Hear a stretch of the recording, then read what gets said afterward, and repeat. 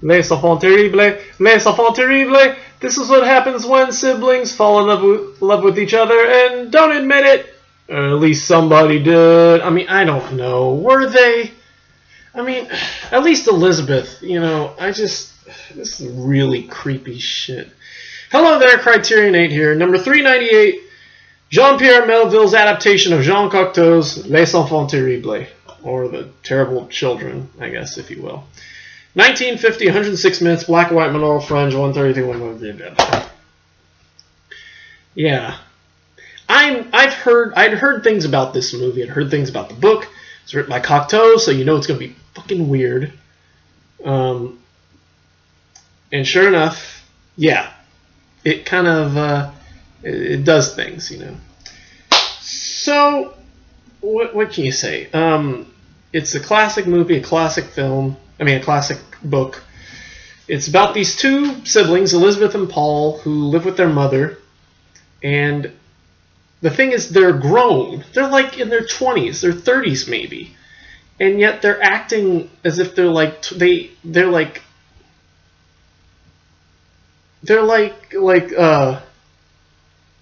mental giants or mental children, or I don't know what they call them.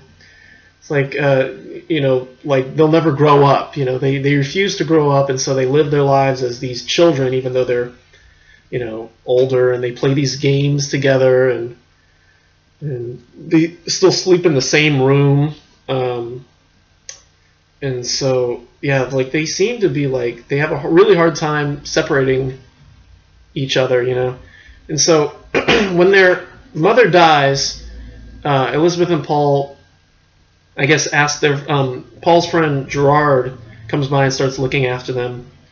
And Elizabeth ends up getting a job working as like a dress seller or something, and one of her coworkers, whose name I cannot remember, a prince or something, goes to, you know, meets with Elizabeth, and she asks Elizabeth if you have a place to stay, I think, and so Elizabeth invites a press. I'm gonna look her name up because I honestly cannot remember. And Paul falls in love with her because she apparently resembles a boy that Paul had a crush on. I don't know. What is her name? Agath. Oh, Agath. We'll call her Agath. So Agath goes to, you know, the house, and Paul falls in love with her. Agath falls in love with Paul. However, Elizabeth kind of realizes this, and so she ends up, and I think, yeah, Elizabeth ends up marrying some guy who dies and leaves her his mansion. And she invites Paul and Gerald and Agath all to move out to where she lives. And eventually, it's revealed that Paul really likes Agath, and so she forces him to write a letter, you know, confessing her love and all that, or something like that.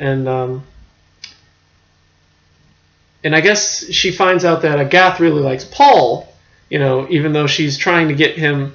And so when she finds out about this, Elizabeth tries to get Gerald to marry Agath because she wants Paul all to herself, and that's where it comes in, you know. I guess, I mean, it's not incest. There are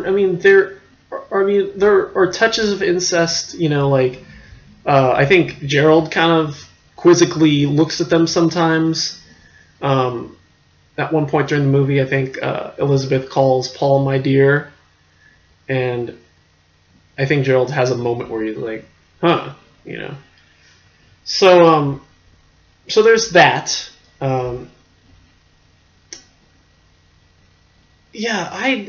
the movie ends with, I guess, Elizabeth interfering. Paul and Agath get married, Gerald and Agath get married, and so Elizabeth has Paul to herself, and I guess Gerald brings over this poison that Paul ends up taking because he's so because he's depressed that Agath married Gerald and he's stuck with Elizabeth, and on his deathbed he finds out that Agath, I guess, really did love him, and he never knew this, I guess, because Elizabeth destroys the letter that Paul wrote to Agath or something like that, and so nobody ever knows anything. And Elizabeth, is upset, that Paul took the poison, and rather than live alone, she decides to kill herself, shooting herself in the head. And so both Paul and Elizabeth die basically together, So yeah, it's very Cocteau. That's all I can say. Now, the main thing that I personally didn't like about this movie, I mean, first of all, Elizabeth and Paul are really creepy, horrendous characters, The question is, do they deserve each other? Maybe not. I think Elizabeth is obviously a little more horrible than Paul, although Paul is horrible in his own ways. So, part of it is that. But the big thing that really threw me off and really that I wasn't too fond of and just I thought was really distracting was the narration. The narration seems to come out of nowhere and at the weirdest times. Like a character will be talking and then seconds later and then milliseconds later you'll hear narration, telling you what you're seeing, And I think they did that way too much, and it was a third person narrative too. It was like I guess maybe excerpts from the book or something, And so yeah, that I really didn't like that very much. I thought it was distracting. I didn't think it helped at all, and yeah, I thought it was just really intrusive. So because of that, and I didn't like it. So anyway, Les Enfants Terribles. What do we get this? Not a great movie, not my favorite movie. Definitely not my favorite Melville. I think his later movies, I think the film noir Melville, like Army of Shadows and Les Samurai, much better movies. And I'm curious now, do we have any more Melville? Let's find out. I'm just seeing where would I rank this one here. Melville. Oh, what was the first one we watched? Oh yeah, Bob Le Flambeur. I always forget about that one. And Le Cercle Rouge. Yeah, those are great movies. Yeah. But yeah, no. Les Enfants Terribles. And again, it's probably the Cocteau side of it. It's just the story, And there's a whole supplement on here. Not to jump ahead, but there's a whole supplement about where these two guys discuss whether discuss whether or not it was Cocteau's film or it was Melville's film. Whose film is it anyway, So yeah. So anyway, we still got some more Melville. Les Doulous, Les Duxime Soufflé, Leon Morin Priest, Le Silence de la Mer. Oh, okay, yeah, that finally did come out. I forgot about that. And okay, so there's still some more. There's still plenty more Melville to go. And yeah. So anyway, so this is probably one of the lower films in my opinion because of Cocteau, That being said, Les Enfants Terribles B. Not B minus. Yeah, B minus. I wasn't too keen on this. I mean, the story made sense. It wasn't a crazy story, but again, the narration I wasn't fond of, and Cocteau's the writing the characters just kind of creepy.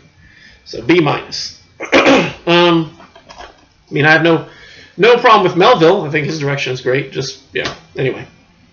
So yeah. So there's a couple of supplements, a couple of older supplements. Nothing new produced for this DVD. There's an interview with Carol Weisweiler, who's the producer. Nicole Stephanie. There's a interview with Jacques Bernard, who played Gerald, and the assistant director Claude Pinotu. There's also a separate news report with Nicole Stefan, who played Elizabeth. And there's the Around Jacques Cocteau short film that had the two guys walking around the museum talking about Cocteau and Melville's working relationship. There's some stills and the trailer, and that's basically it. So, Legends of Ultra Blade B-, not Melville's greatest, and definitely not Cocteau's. So that's it for today. Tomorrow we are going to crack open this. The Eclipser is going to crack open this set of Samuel Fuller. We got I Shot Jesse James, Bird of Arizona, Steel Helmet, and then I'm assuming then probably Monday we will get to